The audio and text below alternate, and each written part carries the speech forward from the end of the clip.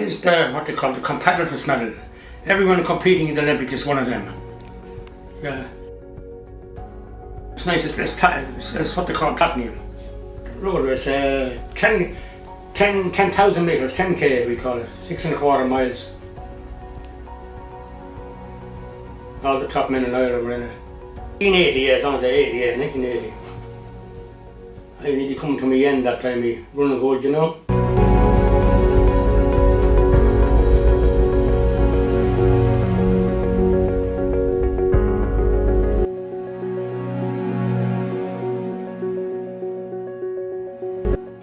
Good, yeah, it was good to see.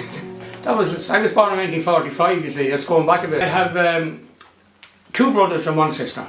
4 of us altogether. My first ever race was yesterday. 27 was it? 1959 in Kilmessan. I won the Mead under 16 championship. I just like be keeping fit. See, I used to do hurling and football, but I was getting too many belts. And when you get injured, it's hard to run when you're hurt. A hurley in the shin or the ankle, you wouldn't be able to run the next day. So I stopped that. I kept on to the running then all the time. And yeah, I started off, I won the under 16, all the age groups up, and then the novice, the junior and the senior. I won 6 Mead senior championships. Senior now, cross country. And then I went to Dublin and I was second in 2 or 3 Dublins. No, I just remember from early age, we going to work. The minute he got home from a hard day's work, we didn't even sit down. It was just straight in the bedroom, shorts on, t-shirt on, runners on, out the door training every day, 7 days a week. The weekends we used to go to Dublin to visit my mother's sisters, and most of the time we'd either drop him off at the Phoenix Park and he'd do his run there and run back to me auntie's house to meet us, or else sometimes when he was doing longer distance races he might either run from Batterstown into Dublin and meet us there, or do his run on the way home, run from the auntie's house home. It was just non-stop, walk running, that was it. Every weekend without fail you were either going to a cross-country race, a road race, or a track and field meet somewhere. You were never sitting at home, you were always gone somewhere, one end of the country to the other.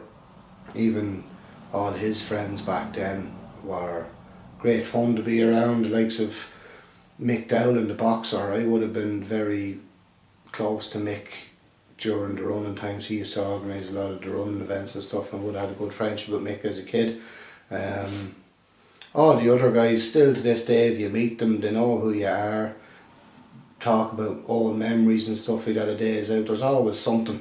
To be honest, I enjoyed watching my father running, because back when I was a kid I thought he was just the best there was. So it didn't miss out on anything. It was actually probably the best childhood you could have, because you were always going somewhere, doing something, meeting other people. You were never sitting at home. We weren't brought up in pubs on a Sunday or Saturday. We were brought up in a mucky field in the middle of winter, or a road race somewhere in the summer. Like, it was, you were always going somewhere and doing something.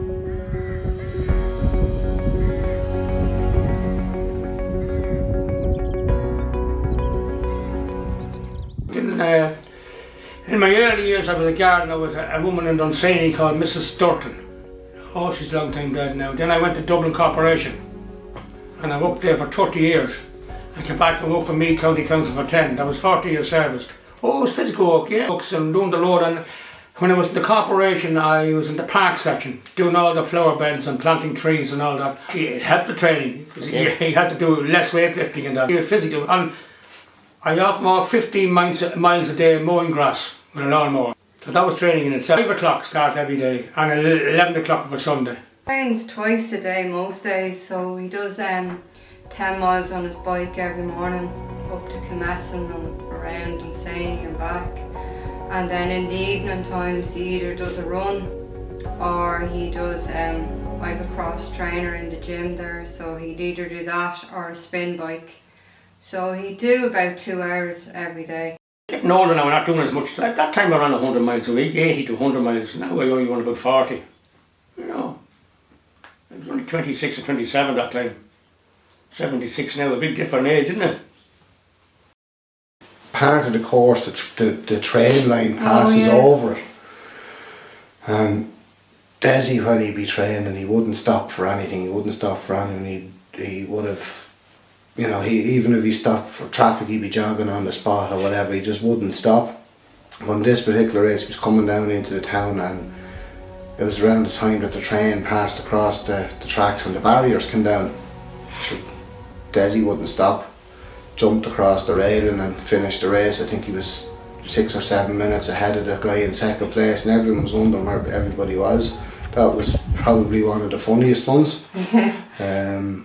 That still laugh to this. I actually still tell that story to people who ask about him. Then there was the other real good road races where he was fighting with other guys for top spots, and they were always good, exciting finishes. And they were all best of friends after the race. There was never any,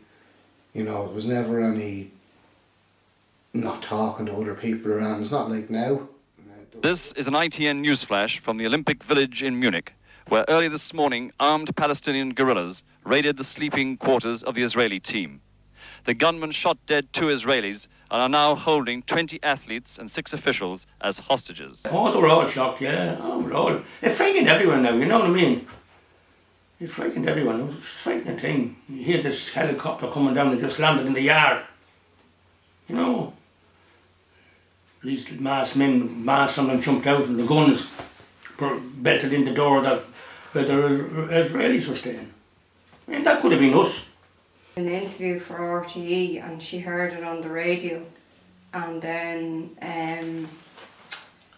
she was obviously stressed when they heard what happened, and it wouldn't have been as easy to get in contact with Dessie as it is now, but I think they were told everything, they were all okay. Where were we done? But that's what. I think they knew what they were looking for. They knew what they were looking for. I nearly met the next one 4 years after from Montreal. There was a trial held, and I was fourth. The first 3 were sent and I was fourth. A yard behind the third fella. And I was a bit injured. My trainer wasn't great, I was injured. I had Achilles tendon trouble, you know. This thing here on the heel. And it stopped me, it held me back a bit in training.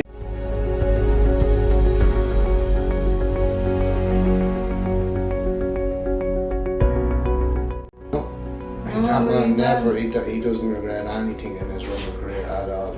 That's the one thing about him. You hear sports stars and sports people making excuses for bad results. I'm not going to do it myself sometimes, but that's one thing he never made excuses. I go on the bike every morning.